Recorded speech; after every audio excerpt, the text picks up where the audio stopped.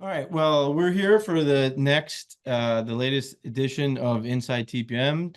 I'm Joe Ragazzo, publisher at TPM, and today we're joined by Matt Wozniak, who is our director of technology, and Jacob Harris, who was our front end developer and soon will be a senior developer. So that's some breaking news on Inside TPM. How you doing, guys? I'm doing good, thank you. Yeah, super well. Thrilled to learn that I've been promoted. All right. So, let's start off with this. I like to, I mean, this is a good place to start, I think, is in your own words, each of you, what do you do at TPM? Jacob, do you mind if I'll take Yeah, the lead please. here? And yeah, so I b- today basically I'm making decisions about the technologies and services that we use to run the website and our membership system and our forums.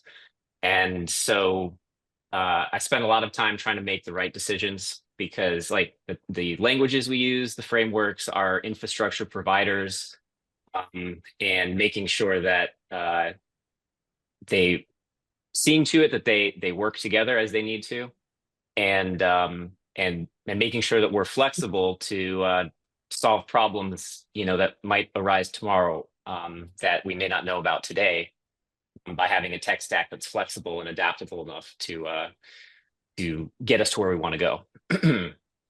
But I work very closely with Jacob, who's doing a lot of the detail stuff, and I'll let you, Jacob. No, that's exactly the roughly the breakdown of our responsibility. We're both web developers at TPM, which means we're responsible for like the website you see and all the behind the scenes stuff you don't see, the software that allows our editors and reporters to publish stories, the software that manages our members, et cetera, et cetera.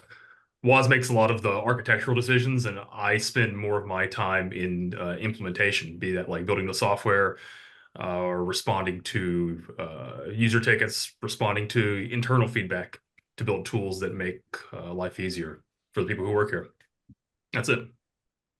How did you guys learn about TPM? I mean, this is maybe I'm incorrect here, but I feel like if I was a developer, a media company or specifically like a small journalism site might not be exactly where my head's at. So how'd you find about TPM and what kind of like attracted you to it in the first place? I'll take this one. I think I learned about TPM during the 2016 clown car Republican primary. I was like getting really into political news at that point. I was like listening to NPR, and Gimlet Media had an interesting politics show at the time, if I'm remembering correctly. And so TPM kind of got in my on my radar at that point. And I was working for a really tiny science fiction and fantasy media startup at the time. So I was familiar with like publishing and media as a tech career. And so when it came time to find a new job, I saw that TPM was hiring, and I responded to a LinkedIn post. It's a very like old school way to get a job. I felt there was a want ad, and I sent my resume, and here I am. But yeah, that's how I learned about the company. Very quaint. Yeah. Yeah. Send in a resume. Yeah. Joe, this is like probably the most embarrassing answer to a question that I could have imagined. So I think I learned about TPM through a blog that I read in high school, that I'm ashamed to like say that I was like reading this blog, because I think the guy is like kind of very corny nowadays. But a blog called Daring Fireball, because I got a Mac computer, and I would be a sucker for any blog articles about like user interface design, or that kind of app, bespoke like custom apps and stuff, which were all the rage like kind of at that time. And then the guy who does the blog, John Gruber, he's a big fan of TPM, and so I learned of TPM's existence and like started getting consuming political news through that. Like it was probably high school, late high school, like age. And I was just a kid in Florida, so how I started working at TPM in New York City from Florida is kind of a little different story. But I became aware of TPM, I guess, before leaving for college. And tell me, I want to talk a little, we'll get to the actual TPM stuff in a little bit, but I do want to ask, um, what made you want to be a developer? Because I feel like we're all in the same age cohort. So I remember growing up at that time and like coding and developing was kind of new. I feel like every kid growing up like kind of learned maybe a little bit like how to do like a GeoCities site or some minor thing like that. And then maybe they decided that was for them or it wasn't. So just talk a little bit if you could about what was it about developing and coding that made you think like, okay, this is what I want to do? Um, well, I think from an early age, around the time that got that Mac and started messing around with video production and 3D and animation software. I was a big TV production nerd in high school, and so I probably would have gone down that career path were it not for the fact that it was kind of evident that you would have a much like less powerful position in the employment marketplace doing that. And software development is close enough to like, I don't know, the joy of kind of tinkering with things and systems, and it's not as artistic, but it was something that, it was just kind of a natural, like it just made sense culturally.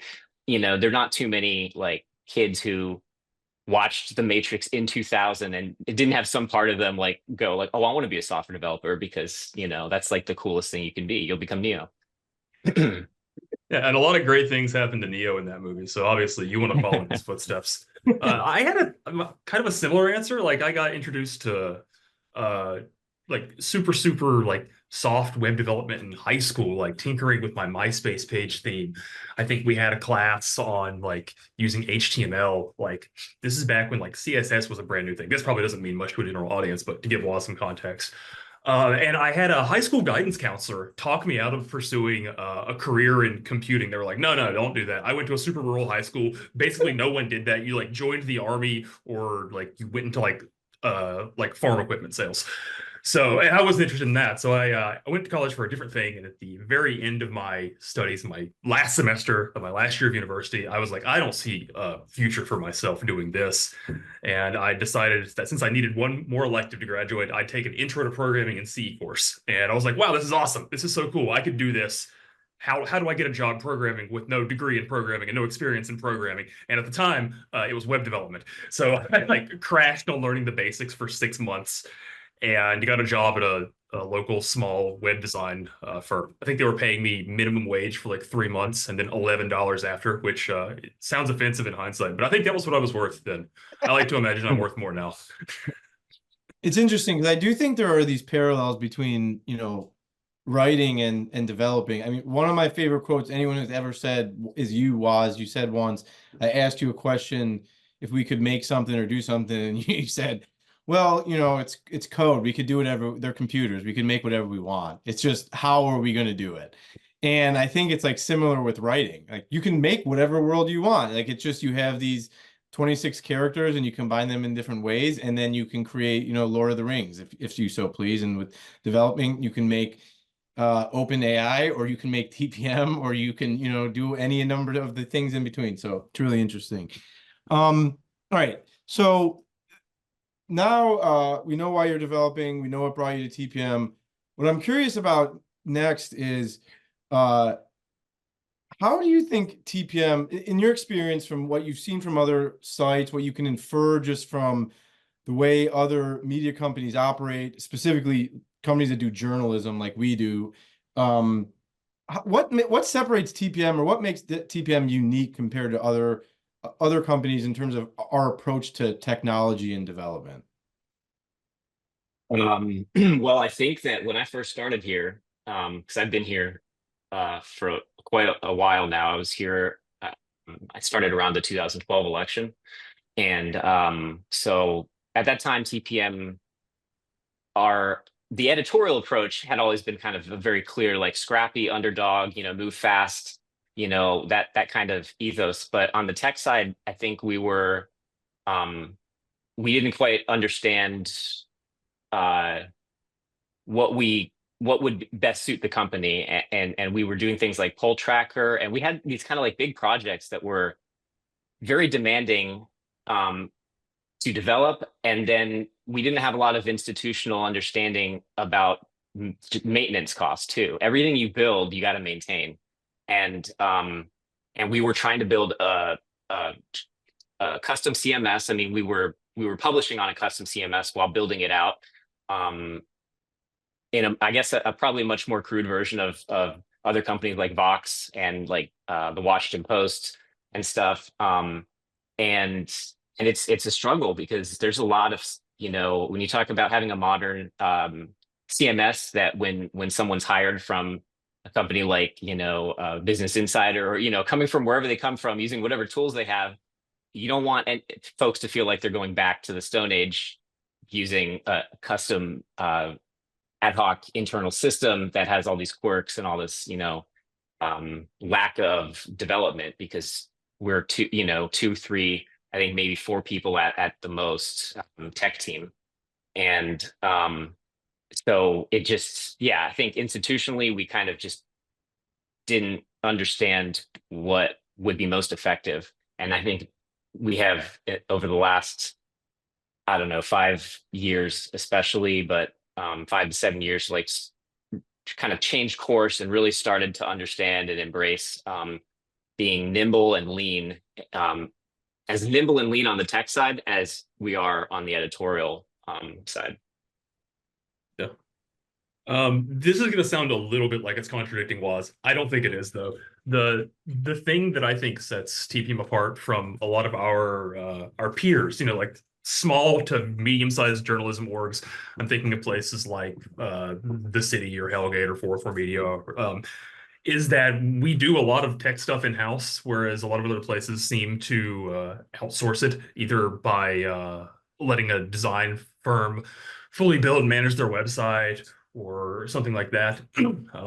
I think we've got a little bit more in common with the big dogs, like your WAPOs and stuff, in that we have like full-time developers on staff that gives us flexibility and control. It comes with costs, and we've had to get really good, Woz especially, had to get really good at making tech stack decisions to make sure that we don't end up in that maintainability nightmare. But I think that's the main distinction, is we have a lot of control in-house.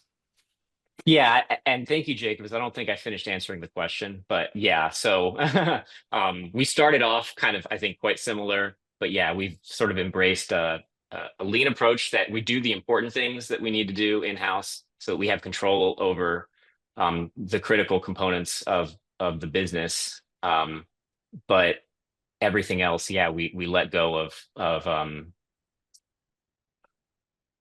ego and aspirations of, you know, like the idea of creating a CMS that becomes the you know, the talk of the digital publishing, you know, world or whatever. Like that was a trendy thing at the time, and there's a lot of, I think, capital and, you know, effort being put into, I think, what was ultimately kind of not super essential for the core mission of the business, you know.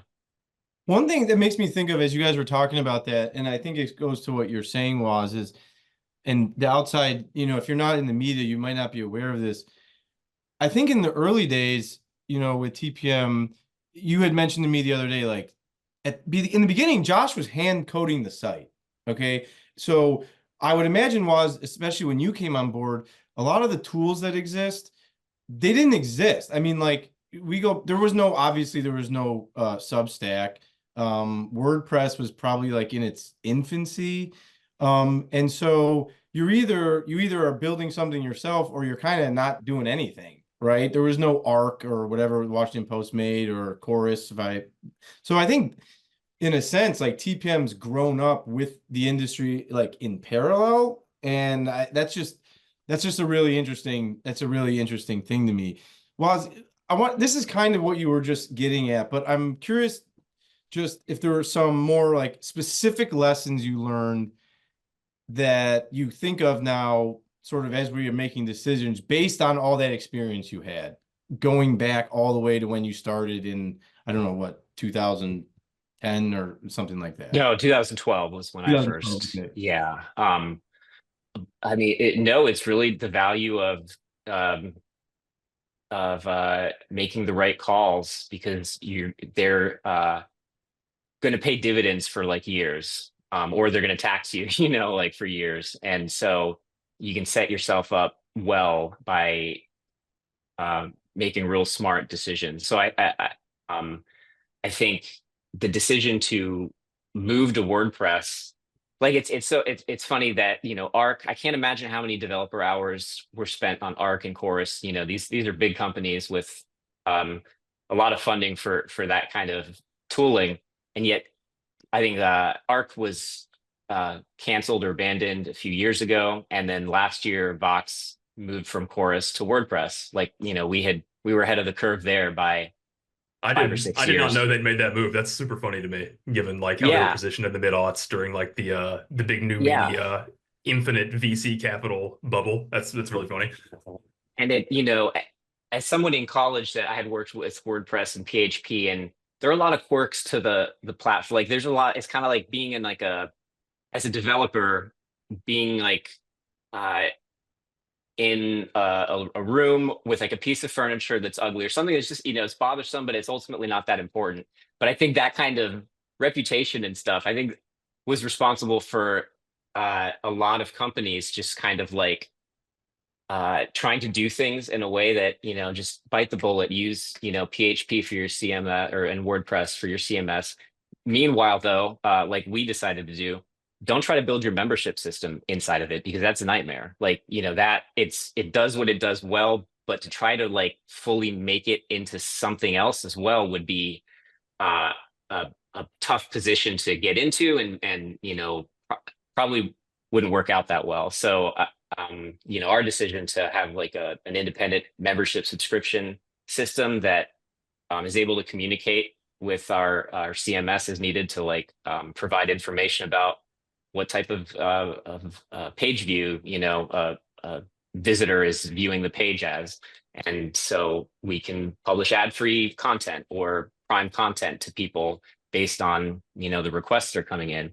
But the actual logic for handling billing and handling all of that very important, very specific set of business requirements doesn't live in PHP. And as developers, we don't have to pay the constant tax of working with and modifying code that is has a lot of gotchas and a lot of foot guns and a lot of ways to like make dumb mistakes and waste your own time. I want to drill down on that a little bit more, because you mentioned the membership system, and this is one of the largest tech development projects that we've done probably ever. Definitely since I've been here, and I started nearly after you was in 2013. So this is one of the projects where we've actually told the members like, hey, we're building this thing, and we produced it, and we put it into production. Can you expand just a little bit more on what we mean by a membership system? Because I think the audience probably doesn't really know necessarily what we're talking about. You got into it a little bit with the billing and everything, and this is maybe a place where you can get like a little bit in the weeds and a little bit nerdy. I think it might be helpful to illuminate what we're talking about. Sure. Yeah. I mean, at its core, membership system is a way to associate to associate accounts, user accounts, reader, viewer, member accounts with the site, and allow those accounts to attain membership privileges, like having inside access or ad-free access, or just access to prime content. And that's published through the CMS. But it handles authentication. So how do you log in? How do you show the website that you're this person who's bought this Prime membership? The authentication and billing and account management. How do you upgrade your subscription? There's so many questions about, or not questions, but there's so many details about a subscription system, especially one that has like different levels of plans. What happens on upgrade? Like, how do you handle prorations? Are you invoicing immediately? How do promotions work? If it's initial promotion for a sign up, is it different than trying to use a promotion for an upgrade? There's I don't know. It feels like thousands of these tiny detailed questions that, if you're using an external service for that, you're not going to have control over a lot of it. And so, for a lot of folks, that's fine. But I think for for a team like us, having real fine control over that whole process to make it as seamless for readers as possible is important. And so, yeah, the effort that we put into it, I think, is is well invested. But Jacob, do you have thoughts to add? No, that's a pretty good answer. I guess if I had to give the broad strokes answer, I view the reader facing portion of TPM as like two separate applications. There's the news website that you read. That's where all our stories and journalism get published and our opinion pieces.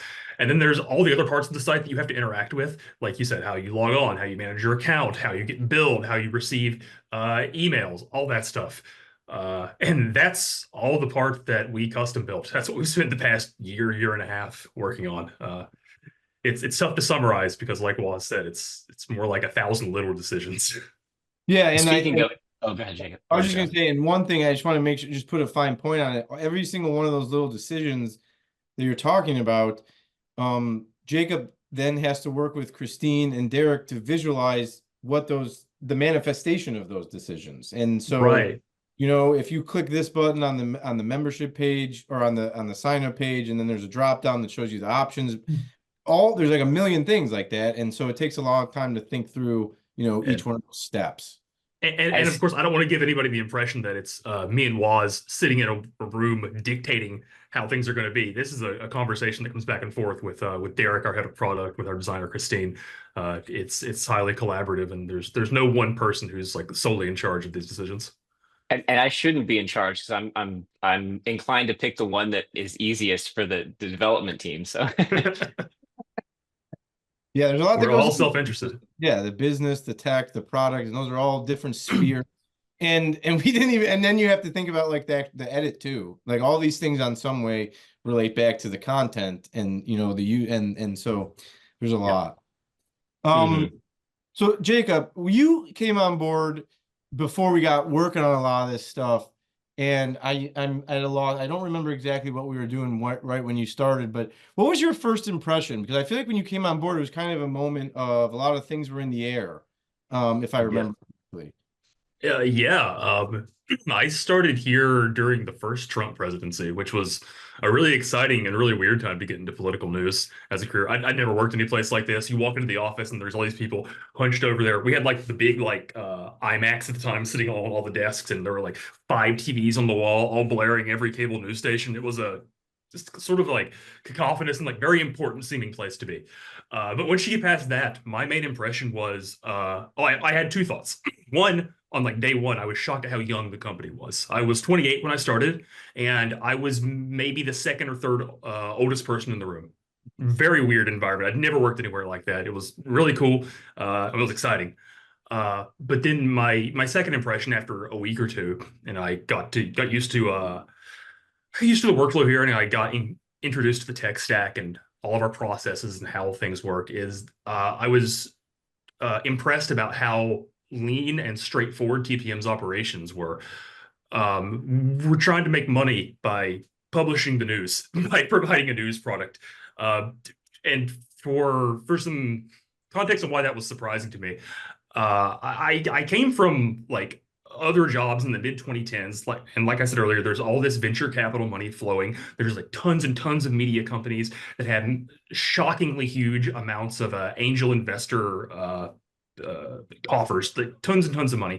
And the focus in these places was not really on the product that they were nominally producing. The focus was on producing this hockey stick graph of growth so that you can either get another round of angel investment money, or you can get acquired and your founders can cash out that way.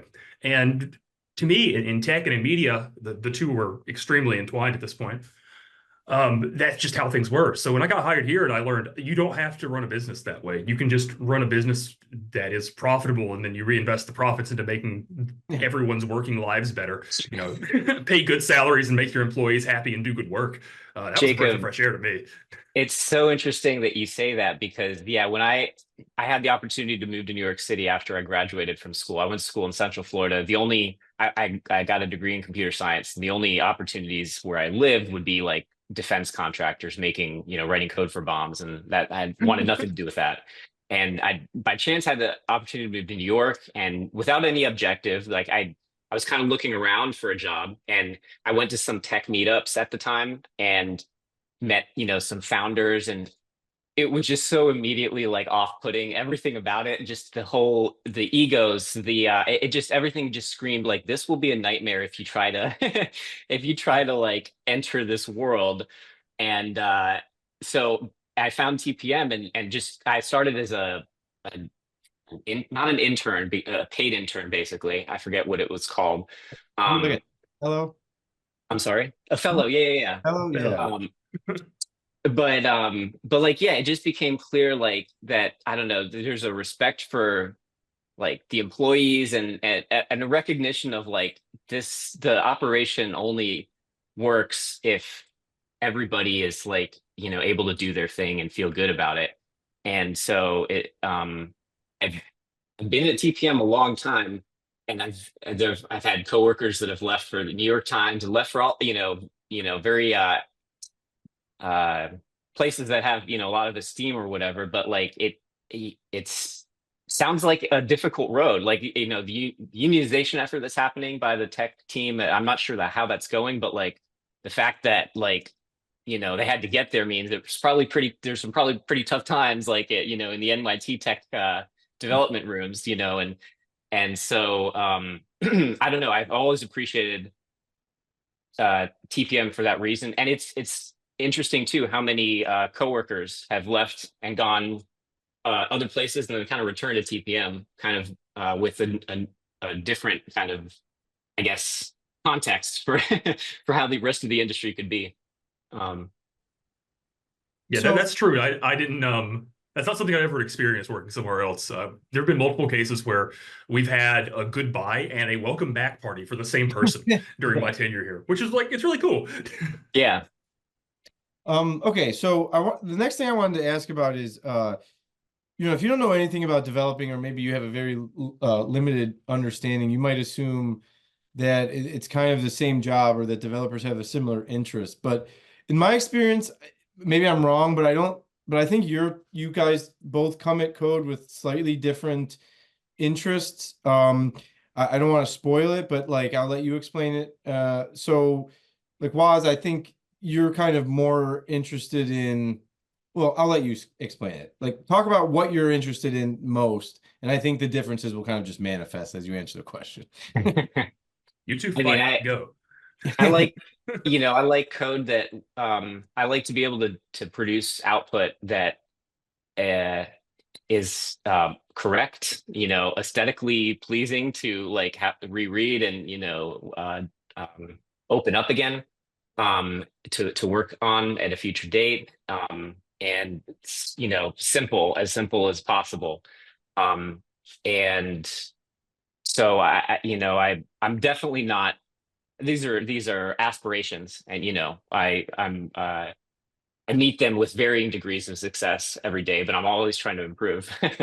I think that's kind of like the zen of your progress as a developer is to trying to be doing things better and learning from the past, but also it's, I guess, life in general. So, but yeah, Jacob, maybe I can elaborate maybe more. I'll let you jump in though. No, I think no, that's more or less what I thought you would say. And I think that's what makes us a good team because that's not really what I get out of this job. I think for a lot of software developers, um, solving hard problems in an elegant way is rewarding. It's like a really satisfying thing to do. And like everything you just said, I like that stuff, but it's not what like uh, it's not what like tickles the neurons in my brain. It's not what keeps me coming back to work. What I like about my job is when I can solve other people's problems using skills that I have that they don't. That's really cool to me. Like when one of our editors or journalists comes to me with a request or a problem or an issue with the way our publishing interface works, and I can sit down and figure out how to make their working life a little bit better, that's what's really cool for me. Like when my work directly intersects with the other people in the company, that's when I get the most satisfaction. Not to undercut anything Was said. All that stuff is No, yeah, it's I not. do appreciate like the zen Yeah. and the artfulness of writing elegant and well maintained and maintainable code. More so the longer I do this, but it's not what keeps me in the chair every day. Well, no, I think it's a great, mm, combination of of skill sets and sort of, modes of I think when I'm kind of there's certain periods of time because obviously I'm doing different things, in different weeks and stuff, but the weeks where I can kind of like work on code like a gardener would, kind of prune the like branches or just be able to kind of like take the stuff that you've built and just kind of clean it up and polish it and stuff. Those are always like really pleasing moments for me, professionally speaking. Um, and so, but yeah, Oh, that's not. that's so funny. I have anxiety over those moments. When something is done and working, I almost never want to touch it again. Like it's the Mhm, code is written, it's a means to an end and it's working. Let's do the next thing now. That's so funny. mhm. Yeah, I mean, not with, it depends on the code that will be revisiting it, there's Yeah. context to it for It sure. it But it, prob it probably doesn't help that I have to open up the code that I wrote 8 months ago and then I get to be mad at myself. So of course I want to avoid that situation. So I have a couple questions that popped into my head while we've been talking about like general developments in the tech world. And the big one that comes to mind is AI. And AI is everywhere, and there are moral implications and there are business implications. I'm just curious your thoughts on it, and you could take this question any way you want to take it. Um, but as you know, you guys understand it on some level a lot better than I do. I'm just curious your thoughts on generative AI and its uses, its the ethics, whatever your thoughts are. Jacob, do you want to Uh, go first or? Yeah, sure. There's a reason I work at a small and highly ethical company like TPM rather than somewhere like OpenAI or Netflix. And it's because the things they're doing don't align with my values. Working here, I can sleep at night knowing that I'm not uh, stealing thousands of artists' output and melting a glacier every day so that you can generate a really bizarre looking fan made Batman movie. I'm pretty cynical about AI's place in the larger tech landscape, just like I was pretty cynical about blockchain technologies, and I will probably be cynical about the next highly funded hype cycle that comes afterward. Yeah, I mean, I share all of that. Like, I echo all of that. I also think it's also like the internet, it's a fact of life. And like the internet, I'm not sure that humanity is going to be on the whole better off in, post uh post AI. Um so yeah, Um, I, it go ahead. I'm not even sure this wave of GPU heavy generative like LLM based AI is going to like stick around forever. Maybe it will. It always struck me as a way for companies like Nvidia to keep selling their products after the demand for GPUs starts to taper off as the crypto boom ends. I don't think it's a coincidence that this is another interesting thing, technically interesting thing you can do with all this hardware that was just sort of lying fallow. Yeah, no, for sure. There's a lot. So yeah, I guess to summarize Joe's point, I think there's a lot of interesting things you can do with AI. I dislike the term. Obviously, it's a marketing term. This isn't like really intelligence, but it's like it's interesting. It's basically super good autocomplete. I use a little bit of it in my day-to-day work, and I do find it useful. But I don't think it's going to be a transformative technology, especially not in everyday life. Maybe a few fields get greatly changed because of it, but it's either a long way from that being the fact, or it'll never be there. Yeah. I'm not going to make any claims. I know very little about the technology itself. So who knows where it'll go. But yeah, I don't really think it's the people who control it are definitely bad people. So Yes. Yeah. Of course. Yeah. Speaking of You should bad be people, scared. oh, I speaking was of gonna say bad just people, you go ahead. I was just gonna say you should be skeptical of anybody with that much money for any reason, no matter what they're doing. Yeah, yeah. Okay, so I was gonna say, wait, speaking of bad people, it always amuses me. Uh, well, really, there's an instance with both of you, but was you born in Florida, went to Colorado, back in Florida, and you're existing under this, kind of like goofy right-wing DeSantis faux Trump regime. Uh, and what's that like? And I was gonna say, I mean, Jacob, it's not quite the same because you live in New York, but you're from North Carolina, not exactly a walk in the park politically. I'm just curious to hear. So I'm from Ohio, so it's like a step down below Florida, but similar weird situation. But what's it like down there, kind of existing under the DeSantis regime? um, truthfully, I haven't heard his name. I don't think I've heard his name once since I've been, back here. I don't hear people talking about him one way or the other.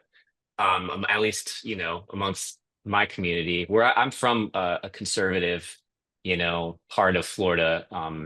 Florida's got a very different mix of, demographics, as anybody who follows TPM knows. But yeah, my area is conservative, but I mean, I spent a lot of time in Colorado. I was right outside of Denver, and that's a totally democratic, state, democrat, like very sanctuary, cities and all of those buzzwords. Yet there were so many people who were losing their homes and camping on the streets, and like I don't really know, like it seemed miserable there at like if and I'm sure it's miserable here for people too, but it didn't seem to make a difference like one way or the other. Ultimately, I just got to, I guess, a point um where it didn't the government here didn't, I guess, bother me as much because it was like so offensive where I was as well. So it became hard to draw too much of a distinction for me personally. And I totally respect anyone that doesn't quite feel that way, but and also feel like I'm very far to the left. I'm especially in my community, but I think that folks who are like voting for Trump are not as far from like people recognize that something ain't right. They're not necessarily good at correctly identifying the exact actors and motives, but like there is definitely a sense of like just things are getting worse, and like it's things are getting tougher, rents Mhm. getting higher, just it's just getting harder and harder to tread water. Yeah. And so I think that there's an opportunity through just discussion and learning from each other and growing together to figure out something that can work. But yeah, I'm not definitely not interested in holding grudges against people who vote for Trump. Like it doesn't it doesn't seem productive at all. Cool, cool. Well, I don't know if cool is the right word, but that's the word that comes out of my mouth when I agree with someone. All right, let's get into some fun stuff here. I want to ask if you guys have read any good books lately that you would like to recommend. I mean, I guess they don't have to be lately, but like maybe something you're reading or something that you're reasonably sure other people may not have been aware of, flying low on the radar. So anything like that, book recommendations. Go. Well, Yeah, I mean, I you go ahead, first. Jacob. No, you first, Waz. You first. Well, I was going to say, because it kind of relates to what we've just been talking about, but I read a book earlier this year that was recommended to me by a friend of mine who's a vegan Buddhist. And it's just like a philosophical fiction, I guess. But it's a book called Ishmael. And it blew my mind. Very short read, but it just kind of like addresses, I don't know, the nature of our existence and relationship with nature, and about how we've structured society, and how are we trying to control nature, or are we trying to live in harmony with it? And it's a pretty I found it really profound and interesting, and relates a lot to like when Jacob, you're talking about unchecked growth, and the so much in our society just expect something that is totally not tenable if you think about it, fast forward into the future a bit. So yeah, Ishmael was like it was cool to like read something that like profoundly impacted how I thought about something as deep as the concepts that are described in the book. But yeah, Jacob, go for it. Yeah. I take anytime anybody ever asks me, have you read anything good lately? I take that as an opportunity to plug Ursula Le Guin, best author, best like fiction author in like past century, in my opinion. Yeah, Particularly, yeah, exactly. No, Left in Darkness is my favorite book, but particularly relevant to this discussion is I reread The Dispossessed recently, which is among her best work, some of her most explicitly political work. It's about a society of anarchists who get banished to the moon, and then one of them has to come back to the hyper-consumerist capitalist Earth, and he discovers that neither society is quite to his liking. It's a very nuanced take from an explicitly anarchist perspective. I liked it a lot. If you like fiction, you'll like this. If you don't like science fiction, you might like her anyway. Her writing is super grounded. You're not going to have to learn a whole bunch of stupid Star Trek vocabulary. She's quite good. Yeah, well put, well put. Okay, similar question. Is there any TV series you're watching right now that you'd like to recommend? Or maybe that you've seen recently or that you just want to plug? Oh man, Jacob, I've been watching. This has nothing to do with politics. I've been watching old Donald Sutherland movies. You got to watch Don't Look Now. Incredible. Donald Sutherland and I think Goldie Hawn are like a couple who just recently lost their child, and they're in Venice in the 70s, and it's gross and it's creepy and it's weird, and the whole movie is this like surreal, sort of supernatural, or is it thriller? Great movie, loved it. Go watch it. Yeah, I don't know. I guess I just King of the Hill. King of the Hill is an all-time great show. And if you're it's got 13 seasons, network length seasons, so you can just throw it on if you got something to do and just let it wash over you in the background of your cleaning or your cooking. I'm a huge Mike Judge fan. I heard recently they're making more King of the Hill, and I feel like that's the wrong choice, but I probably will watch it. I don't know if they're changing course, given that some of the actors have passed away since they announced that. Which that's true. It's been a while, but yeah. I'm totally checked out of. Yeah, almost anything Mike Judge has worked on is like pretty funny. He's great. Yeah, it's a show that really grows on you as well. Like jokes become funnier as you get more familiar with the characters, which is a phenomenon that I've really never, I don't know, experienced in another show before. But yeah, if you're trying to fall asleep, check out Warhammer 40K lore videos on YouTube. I've been watching the videos that Fermilab publishes about nuclear particle physics to fall asleep. Very boring stuff. Great. You're gonna hear a lot of words like chirality and neutrino, and you're going to be out in a minute.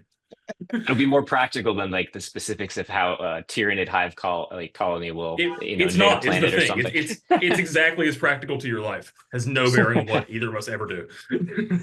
Warhammer that's one that I've never gotten into, and it feels like it just blew up recently. Like it's enormous. Like it's funny because the reason why it blew up is because of I think that a lot of this the lore videos, because it kind of it's fun lore. Like it's just like a horrible. It's like imagine like the worst possible future you could imagine, and then just like a whole universe about it. And so it's just fun to go to a place that is like intentionally like depressing, but just to kind of like because then it makes like our reality is not so bad. Like it's kind of like has that kind of counter effect.